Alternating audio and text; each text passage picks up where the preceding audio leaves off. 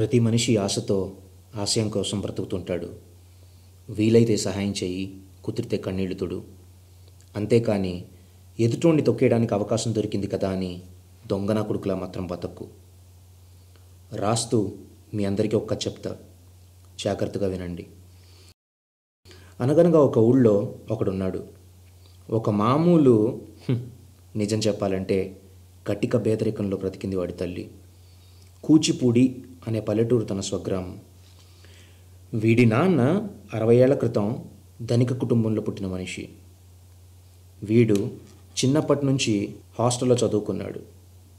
దురదృష్టం ఏంటో కానివ్వండి, వీడి నాన్నకి బిజినెస్లో తట్టుకోలేని నష్టం రావటం, అమ్మ ఆరోగ్య పరిస్థితి క్షీణించడంతో వీడి 14వ ఏటే చనిపోవటం, రెండూ అదేదో దేవుడు కక్ష కట్టి మరి ఒరేయ్ నీకు ఈ వరాన్ని అంకితం చేసేస్తున్నా తీసేసుకో అన్నట్టు వీడి జీవితంలో జరిగాయి.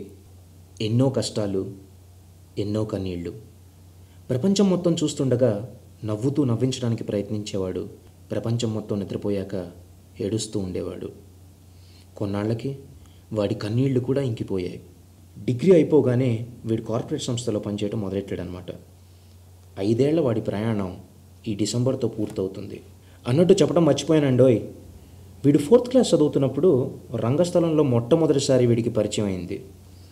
అప్పటి నుంచి నాటకాలు వేయాలన్నా, నటించాలన్నా వీడికి ఎంతో ఇష్టం, ప్రేమ. 9th క్లాస్ చదువుతున్నప్పుడు పరమానందయ్య శిష్యుల కథ అనే హాస్య నాటకంలో వీడొక పాత్రధారి. విపరీతమైన ఆదరణ వచ్చింది వాడికి.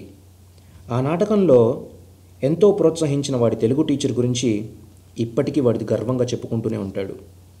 వీడి దురదృష్టం గురించి మనకు తెలిసిందే కదా, కొత్తగా మాట్లాడుకునేదే ఉంది. ఆయన కూడా దూరం అయ్యారు వీడికి.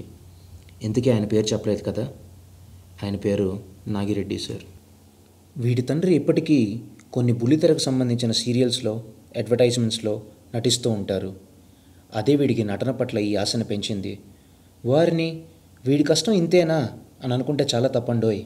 ఎందుకంటే కాళ్ళు కందిపోయేదాకా అవకాశాల కోసం తిరగటం, ఇంట్లో ఉన్న పాత పుస్తకాలు కిలో లెక్కన అమ్మితే కానీ బియ్యం కొనుక్కోలేకపోవటం, చుట్టాలింటికి వెళ్తే డబ్బు లేని వీడు మన ఇంటికి వచ్చాడా అని చుట్టాలు అనుకుంటారేమనే భయంతో ఒంటరితనంతోనే చుట్టరికం పెంచుకోవటం, ఇలా చెప్పుకుంటూ పోతే ఈ డాక్యుమెంటరీ చూస్తున్న ఎంతోమంది లోపల యుద్ధం చేస్తున్నట్టే వీడి జీవితంలో యుద్ధం చేస్తూ ఉన్నాడు.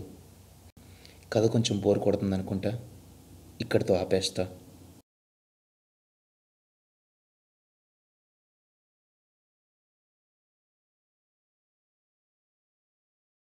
ఇంతకీ ఈ కథలో ఈ పరిస్థితులు ఎదుర్కొంది, కళాన్ని ఆయుధంగా మార్చి ఈ మాటలు రాసింది ఎవరో మీకు చెప్పలేదు కదా, నేను.